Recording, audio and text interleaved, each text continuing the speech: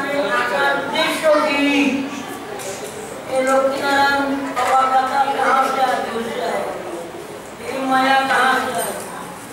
आनंद के लिए, आनंद के लिए ना, आनंद के लिए, आनंद আমরা কি চাই? আমাদের ভিতরে চাহিদা, কামনা, বাসনা, কি কামনা, কি বাসনা? কেউ পুত্র চায়, কেউ টাকা চায়, কেউ সাততলা চায়, গাড়ি চায়, ঘোড়া চায়, এই তো কামনা সংসারে। আর কিছু চায়, আর কিছু চায় না। टाका दिया क्या करेगा? सुखी होगा, गाड़ी हो जाए सुखी हो जाएगा। सुख के लिए चले जाए, सुख के लिए धन जाए, सुख के लिए गाड़ी जाए, सुख के लिए जो सब जाए, आनंद के लिए ना मुझे कहेगा, मुझे तो नहीं कहेगा। हमारे भीतर कामना वासना की সুখ কামনা, সুখ চাই। ওরে মানুষ, তুমি বড় মূর্খ, বড় মূর্খ, তুমি বড় মূর্খ মানুষ। মূর্খ কিসে?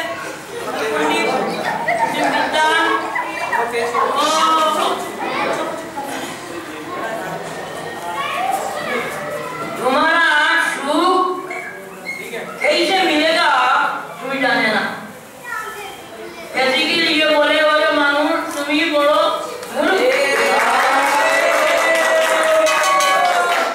মানুষ, বড় মূর্খ মানুষ। সব মানুষ মূর্খ না, না, এক মানুষ বুদ্ধিমান। কোন মানুষ বুদ্ধিমান? ওরা বাংলাতে বলে যেই জনে কৃষ্ণ বোঝে সে বড় বুদ্ধিমান। এ বুদ্ধি আমার মাথায় ঢুকে না। কৃষ্ণ বোধন করে সুখ মিলে, বিশ্বাস নাই। সুখ মিলে, টাকা মিলে, টাকা হলে সুখ মিলে, গাড়ি ঘোড়াতে সুখ मिले, कृष्ण बोधन सुख मिले, ये मन में माने ना। कृष्ण बोधन कैसे करेगा? पहले तो मांगते लगते ना लगे, वो जो शोरूम लगी जाए कैसे बोधन करेगा? तो बोधन नहीं होगा। तो तुम्हें एक सुख में चाहो, तुम्हारे सुख को हमारे सुख नहीं। अरे मानो तुम्हें मानते लोग बोले ना, हिंदू होगे ना, हरिनाम लेवे ना, एकादशी करवे ना, ते दुख में रहो, गड्ढा में रहो, तुम्हारे को भी सुख नहीं मिले, कभी लाख लोगों जा, कभी सुख नहीं मिलेगा। 84 लाख एक जगह मार मरो, बाद में मनुष्य जन्म, सब शेष बनाओ, कृष्ण प्राप्त करो। एक जन्म में कृष्ण मिलेगा, मानुष कृष्ण के मिलेगा, मानुष कृष्ण के पाएगा, देवता नहीं पाए, जंतु जानवर पशु नहीं पाए। ओरे मानुष तुम्हें पितरी जो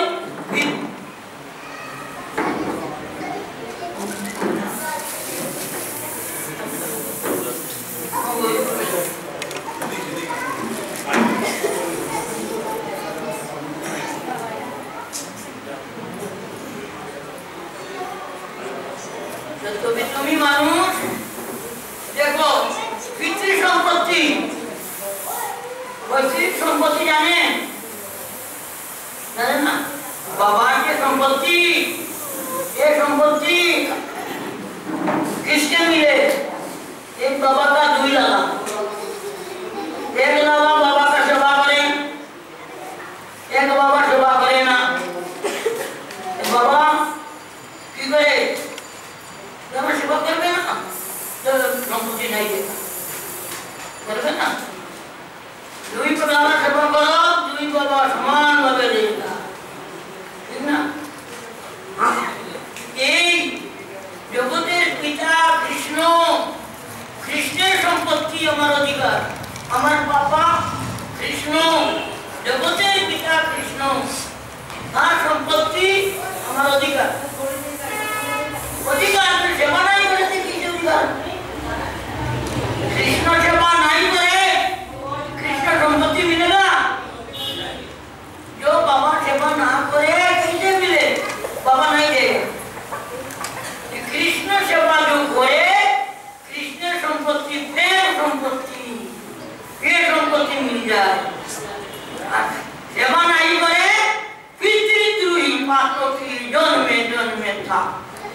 सुन पापा मरना सेवा करना तो क्या बोले पितृ द्रोही बाबा सेवा पितृ द्रोही जन्मे जन्मे था कुनो जन्मे सुखता को पालना बाबा सेवा करना এই সংসারে দেখা যায় এই রকম আর জগৎ পিতা কৃষ্ণ তার সেবা করবে না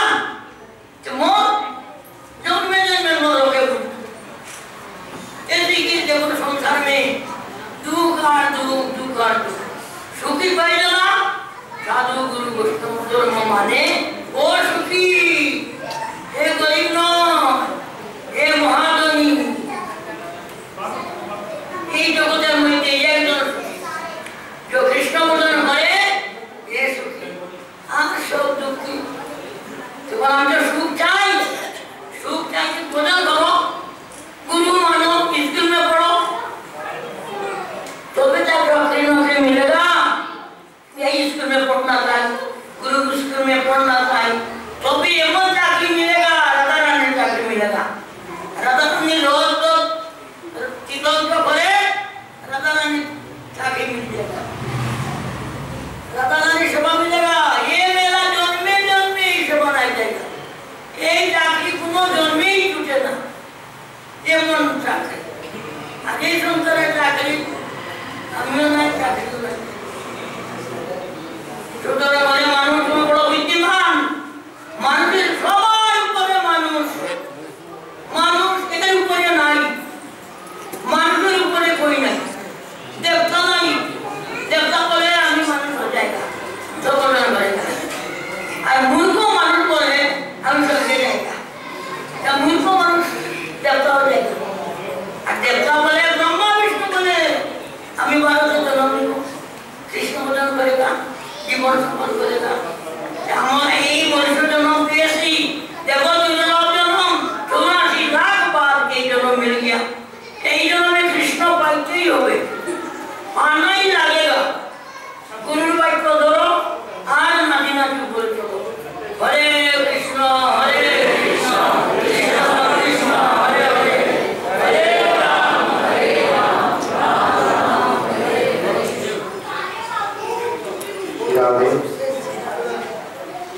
हरे।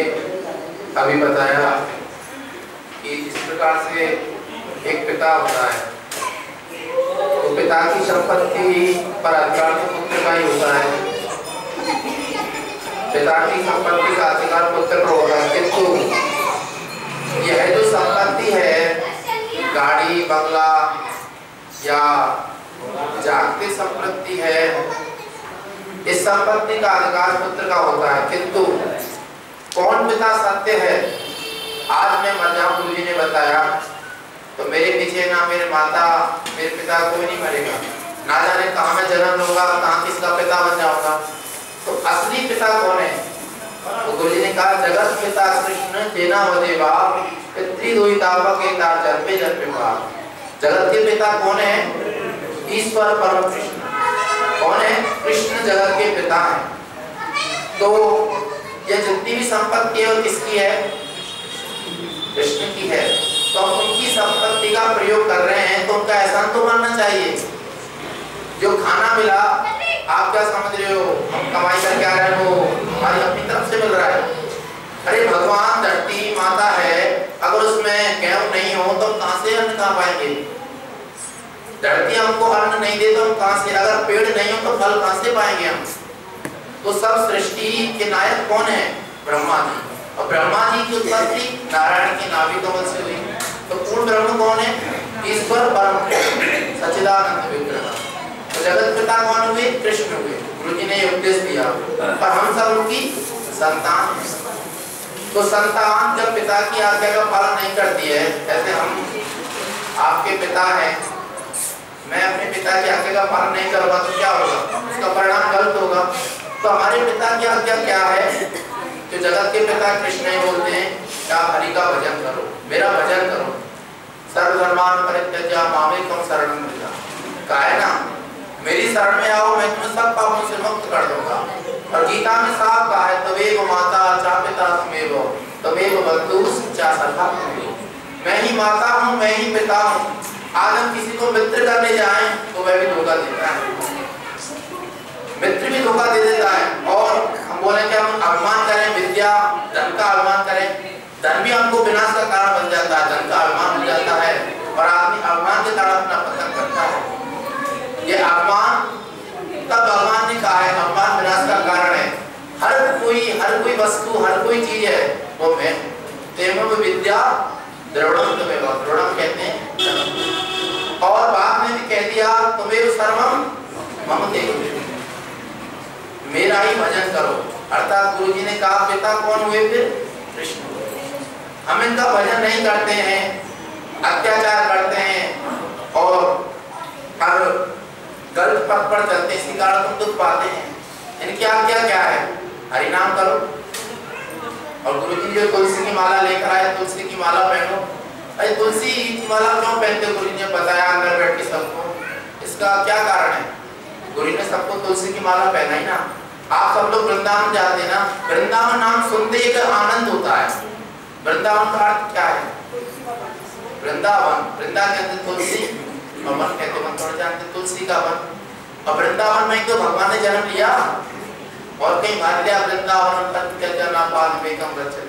वृंदावन को छोड़कर भगवान एक कदम भी बाहर नहीं जाते हैं। उसी तुलसी, और यह आप सब लोग गुरु जी को बताया तुलसी भगवान की कितनी प्रिय सब लोग जानते हैं।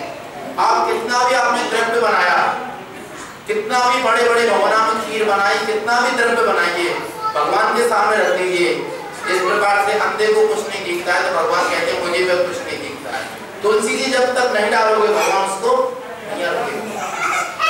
तुलसी जी का कितना महत्व हम सब गान करते हैं ना, तुलसी कृष्ण प्रियसी नमो नमः। तुलसी कृष्ण की प्रिय इस देह में अगर तुलसी की माला नहीं हो तो यह एक सेवा स्वीकार भगवान नहीं करते। अरे बात बिना प्रेम से नहीं मिले नंदवा, प्रेम से, प्रेम नहीं ये भगवान स्वीकार करे ना। हमारा प्रेम से तो आनंद, ये प्रेम कहाँ मिलेगा?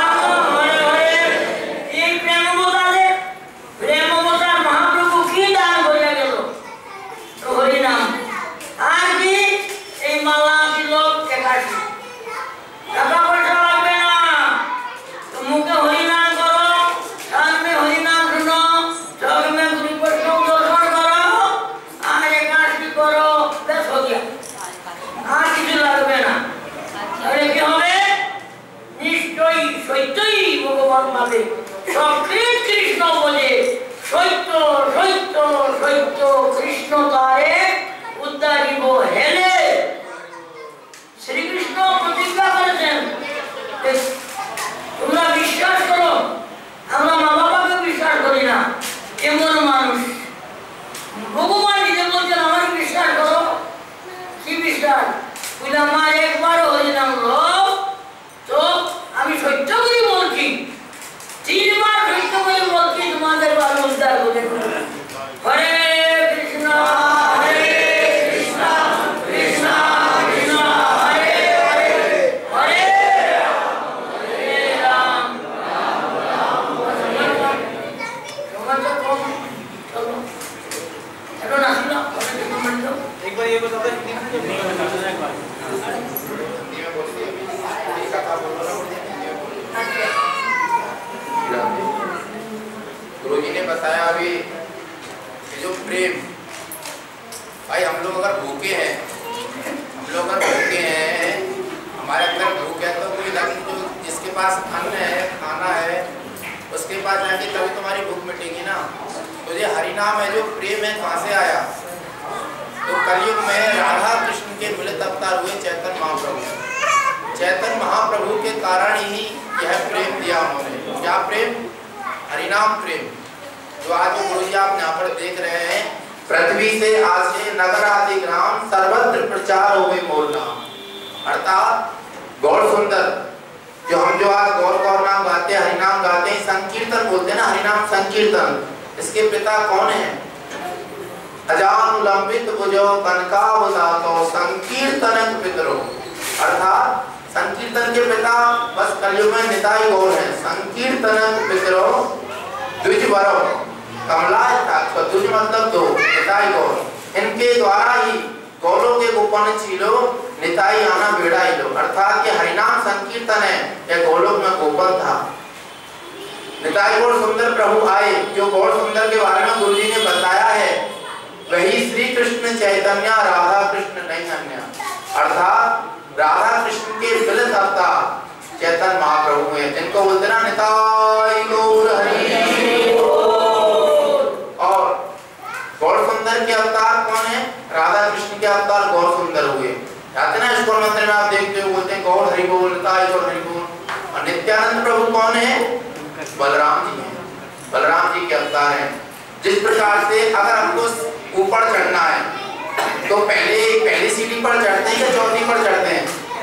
पहली सीढ़ी पर ना। तो पहली सीढ़ी कौन है? गौर सुंदर है। जब उनके पास हम जाएंगे तब वही राधा कृष्ण का प्रेम करेंगे। क्यों? कि वही तो राधा कृष्ण है। गुरुजी ने बताया ना, जिसके पास प्रेम है उसी से तो प्रेम मिलेगा। तो गुरुजी ने शिक्षा दी और कहा कि हम लोग संसारी जीव हैं, गृहस्थी जीव हैं। हम लोग ज्यादा यज्ञ तप और ज्यादा तपस्या नहीं कर सकते हैं। बस 3 चीज जीवन में करने से हमको भगवान की प्राप्ति हो सकती है। क्या? सिर्फ एकादशी का व्रत, हरिनाम संकीर्तन और गले में तुलसी की माला। और कोई चीज करने की दरकार नहीं है। क्या? एक तो हरिनाम संकीर्तन, साधु गुरु वैष्णव की कानों से कथा, उनके मुख से कथा श्रवण करना और तुलसी की माला पहनना। बस और कुछ नहीं करना है। और तीसरी चीज गुरुजी ने बताई, जो आपके सबके तिलक लगाया, सबके तिलक लगाना। किसी के मन में संकोच हो सकता है, तिलक क्या क्या मतलब है? भाई तिलक लगाया है, जो ये सब अपने आप अपने मस्तक पे रच देख रहे हो ना, तो ये कहाँ की रच है? वृंदावन धाम की। तो वृंदावन में हम लोग नहीं घूमे हैं। 5500 वर्ष पहले कन्हैया नंगे पैर घूमते थे। जब कन्हैया ब्रज में थे, गोपाल ने कभी पादुका नहीं पहनी। वही रज आज हमारे मस्तक पे लग रही है। और यह जो रज है साक्षात राधा रानी के कुंड की रज है। अब रज की महिमा क्या है? एक व्याघ्र था। व्याघ्र कहते हैं, व्याघ्र किसको कहते हैं? शिकार करता है। जो जीव हत्या करता है उसका तो मरण का नरक में वास होना ही है। तो वो व्याघ्र एक दिन शिकार करते करते मर गया। तो मर गया, जो कौवा होता है ना, कौवा ऊपर से उड़कर जा रहा है, तो कौवा ने पीठ करी, अर्थात पीठ सफेद उसके मस्तक पे लग गया।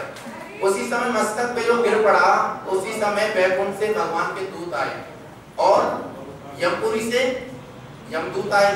तो यमदूत ने कहा तो महापापी है। तब वैकुंठ वासियों ने कहा तुझे दिखता नहीं है तुमको? जिसके मस्तक पे तिलक है, जिसके मस्तक पे तिलक होता है वह महापापी नहीं होता। उसका विचार कौन करता है? भगवान नारायण करते हैं। यह तो तिलक की महिमा है। अगर हमारे मस्तक पे तिलक है, देखिए मस्तक पे तिलक रहता है तो हर कोई हमको जान जाएगा ये वैष्णव है, ये भगवान का भक्त है। तिलक सदैव मस्तक पे रहना चाहिए। तुलसी की महिमा गुरुजी ने आपको बताई। जिस प्रकार से हम सब लोग एक नगर में जा रहे हैं कीर्तन करते हुए, तो दो कुत्ते हैं सड़क पर ऊधम कर रहे हैं, अर्थात वो मतलब भौंस रहे हैं, अर्थात ऊधम कर रहे हैं। तो एक कुत्ते के गले में पट्टा पड़ा हुआ है। जब दोनों कुत्तों को हम देखेंगे, जब एक कुत्ते के गले में पट्टा पड़ा हुआ है तो उससे हम कुछ नहीं कहेंगे। क्यों? ना जाने इस कारण का ये कुत्ता इसका कोई मालिक है, इसको हम कुछ कहेंगे तो उसका मालिक आ जाएगा। और जो ऐसे इसके गले में पट्टा नहीं है उसकी चिंता नहीं कर, उसको मार भी सकते हैं, ठीक है ना। उसी प्रकार से हमारे गले में पट्टा पड़ गया है, समझ रहे ना, कहाँ का पट्टा है? नारायण का पट्टा है। इसको देख के यमदूत जो यमराज महाराज है अपने यमदूतों को आदेश दे देते हैं, भाई ये पट्टा जिसके गले में है उससे हमारा अधिकार नहीं है, उसका मालिक कौन है? उसका मालिक। तीसरी चीज एकादशी की महिमा। गुरुजी ने बताया एकादशी की महिमा तो बहुत है। एकादशी व्रत करने से क्या होता है? सिर्फ इतना है, एकादशी के दिन जो व्रत करता है उसके जितने पाप होते हैं जो व्रत नहीं करता उसकी थाली में चले जाते हैं, और जिसके उतने पुण्य होते हैं जो व्रत नहीं करता उसकी थाली में आते हैं। जैसे हम एकादशी का व्रत करते हैं, हम लोग एकादशी का व्रत कर रहे हैं, और जो नहीं करता है उसके जो पुण्य होंगे वो हमारे पास आएंगे, और जो हमारे पाप में एकादशी जो अन्न खाता उसकी थाली में चले जाते हैं। तीसरी चीज एकादशी का व्रत कैसे करना चाहिए? 3 प्रकार से एकादशी का व्रत होता है। सर्वोत्तम क्या है? निर्जला करके। एकादशी को क्या बोलते हैं? हरिवास, मतलब जहाँ हरि का वास होता है। गुरुजी ने बताया है एकादशी के दिन सिर्फ कोई काम नहीं। जिस प्रकार से हमारे घर पे कोई लाला का जन्मदिन हो या कोई विशेष अनुष्ठान हो, कोई काम करते हैं सब बंद। आज कुछ काम दुकान कुछ नहीं खोलेंगे, सिर्फ घर में आनंद होगा। तो एकादशी का मतलब है हरि का वास। उस दिन घर में हरि का वास होता है। उस दिन सिर्फ सर्वोत्तम एकादशी बता रहा हूँ जो गुरुजी बताते हैं, निर्जला व्रत रहकर और दिन से लेकर पूरी रात्रि भर 24 घंटा हरि का कीर्तन करना चाहिए। तो आपकी भगवत प्राप्ति में आपको कोई नहीं रोक सकता है, कोई रोक नहीं सकता है। अगर एकादशी के दिन आप निर्जला रहकर हरिनाम संकीर्तन सब परिवार को लेकर करें तो इसमें किंचित मात्र भी संदेह नहीं है, यह गुरुजी ने कहा है। और दूसरी एकादशी कैसे होती है? किसी के सामर्थ्य नहीं है, निर्जला कर सकता है तो जलपान करके और हरिनाम संकीर्तन करें 24 आवर्स। और तीसरी कैसी है कि भाई एकादशी रह नहीं सकते हैं तो एक बार कुछ हलाल करके और प्रभु का काम करें, उस दिन सिर्फ प्रभु का ही काम करें, और चौथी तो फिर हमेशा खाते रहें, लेकिन उनसे तो बढ़िया जो नहीं करते हैं। इस प्रकार से एकादशी की महिमा है। बस 3 चीज गुरुजी ने बताई। एकादशी का व्रत, हरि की कथा, हरि का गान कीजिए और तुलसी की माला पहनिए। जय जय श्री राम।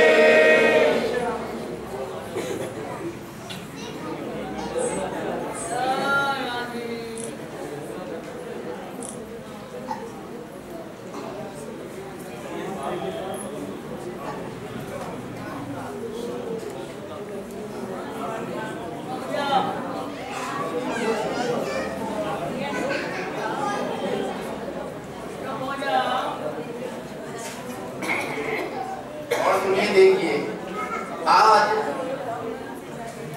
आप लोगों के बीच में हमारे गुरुजी की उम्र 98 है, 97 है, और शुभ नाम है श्री श्री 108 प्राण कृष्ण दास बाबा जी महाराज। तो हमने एक दिन गुरुजी से प्रश्न किया कि आप दास क्यों लगाते हो, कि आप तो भाई संत हो, सब पे कृपा करने। तो उन्होंने क्या शिक्षा दी कि हम लोग संत हैं या कुछ भी हैं, तब भी हम प्रभु के दास हैं। हमेशा गुरुजी ने कहा कोई भी हम ही हो, श्री श्री प्राण कृष्ण दास बाबा जी महाराज। आज जो हरिनाम देख रहे हो या यहाँ पे हरि की कथा हो रही है तो कोई ना तो कोई माध्यम है जो भक्ति जागृत हुई है, जिसके पात्र कौन हुए? राधा रमन जी। गुरु की कृपा हुई तभी तो उनके अंदर भाव जागृत हुआ। आज हम लोग जो हरिनाम संकीर्तन कर रहे हैं या हरिनाम संकीर्तन का रसास्वादन पान कर रहे हैं तो किसकी कृपा है? सिर्फ संतों की कृपा है, गुरु की कृपा है। संत की बगैर, कहते हैं ना, बिन हरि कृपा मिले नहीं संता। जब हरि की कृपा होती है तभी संत समागम हरि कथा, तुलसी दुर्लभ दो शुद्ध दारा लक्ष्मी पापी के लिए। जो आज संत का समागम हुआ है वो किसकी कृपा के कारण है? हरि बिन हरि कृपा मिले नहीं। जय जय श्री राम।